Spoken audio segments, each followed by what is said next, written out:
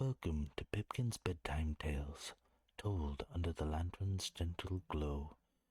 Tonight's story is The Lantern at Mossroot Hill, a Pipkin Brambletoe bedtime tale. Once, at the edge of a quiet forest, there lived a small creature named Pipkin Brambletoe. Pipkin was no taller than a garden stool and no braver than a sleepy mouse, but he was very good at listening. He listened to the wind in the grass, the hum of beetles beneath stones, and the soft tick-tock of his lantern when it cooled at night. His home was tucked beneath Mossroot Hill, where the door was round and the windows were always glowing, and the kettle was nearly always warm. One evening, just as the stars were stretched awake, Pipkin noticed something strange. His lantern, the one that always glowed no matter the night, flickered just once. Pipkin blinked, then he smiled. "Well," he said softly, pulling on his wool socks, "I suppose the knot has a story to tell." And with that he stepped outside, not into danger, but into wonder. Pipkin Brambletoe stepped onto the soft earth outside his round little door, and the night welcomed him as kindly as an old friend. The moon was just beginning to rise, pale and careful, as though it did not wish to wake anyone. Fireflies drifted lazily through the ferns, blinking like tiny stars that had lost their way and decided to rest instead. Pipkin held his lantern close, and glowed again, steady now, but softer than before, as if it were whispering rather than speaking. Pipkin murmured. "You don't usually do that." The lantern hummed in reply. Pipkin followed the sound down the mossy path that curled around the hill, past the blackberry bushes and the old stone bench where he sometimes sat to think important thoughts, or not think at all. That was when he saw it. Beneath a cluster of silver-tipped ferns, the ground shimmered, not brightly, but just enough to notice, if one were paying attention. Pipkin knelt down, careful not to disturb the ferns.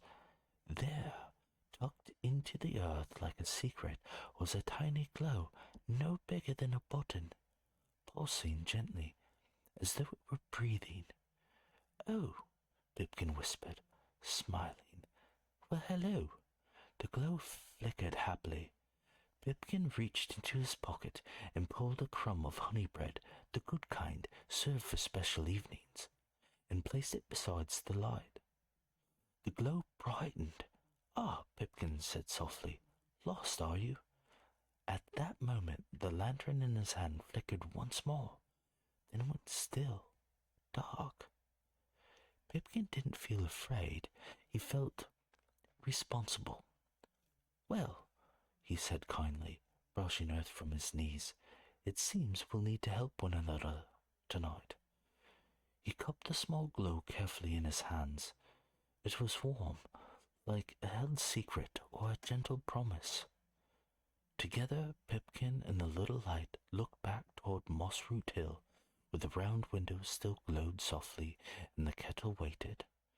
But the night had not finished its story yet, and neither had Pipkin. So he turned down the path that led into the quiet woods, where the trees leaned close. The stars watched patiently, and every step knew exactly where it was going. The forest grew quieter as Pipkin Brambletoe walked. Not silent, never silent, but the sort of quiet that listens back. Leaves rustled gently overhead. Somewhere a cricket practiced a song it would finish later. Pipkin held the little glow close to his chest, and though it was small, it warmed him like a folded blanket. "Don't worry," Pipkin whispered. "We'll find where you belong." The glow pulsed once softly. That was when a pair of golden eyes opened above them. Pipkin stopped. High on the branch sat an owl, round, pale, and very awake. Her feathers were the color of moonlight and old paper, and she blinked slowly, as though Pipkin had arrived exactly when expected. "Well," said the old owl, her voice low and smooth, "that is not something you see every night." Pipkin tipped his hat politely. "Good evening, Miss Owl. I hope I'm not keeping you." "Not at all," she replied. "I was waiting." The little glow fluttered in Pipkin's hands brighter now. The owl leaned forward. "Ah," she said gently, "you found a wonderlight." Pipkin's eyes widened just a little. "A real one?" The owl nodded. "Small lights born wishes that wander too far from home. They forget where they belong, unless someone kind enough helps them remember." Pipkin looked down at the glow. "Well," he said softly, "that won't do at all." The owl smiled, which is a rare thing for an owl, but not impossible. "Follow the stream," she said. "Where the water sings itself to sleep, you'll find a stone that hums. That is where Wonderlights rest." Pipkin bowed again. "Thank you, Miss Owl." She closed her eyes.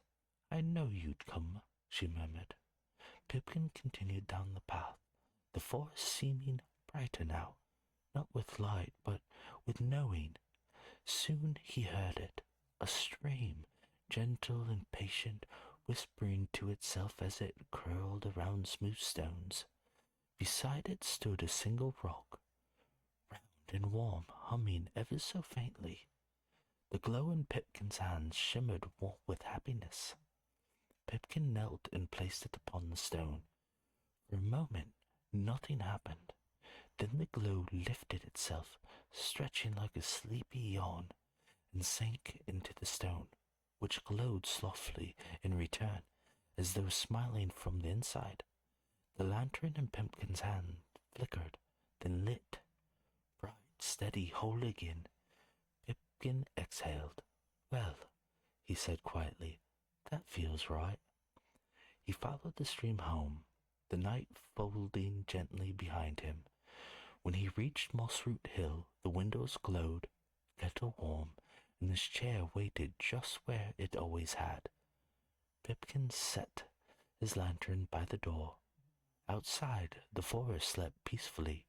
Inside, Pipkin curled beneath his blanket, the warmth of the night still with him, and somewhere beneath stone and stream and starlight, a wonderlight dreamed, because someone had helped it find its way home.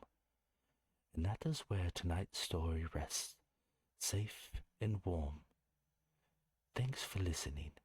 The lantern is dim, the hill is quiet, and it's time to rest. Good night.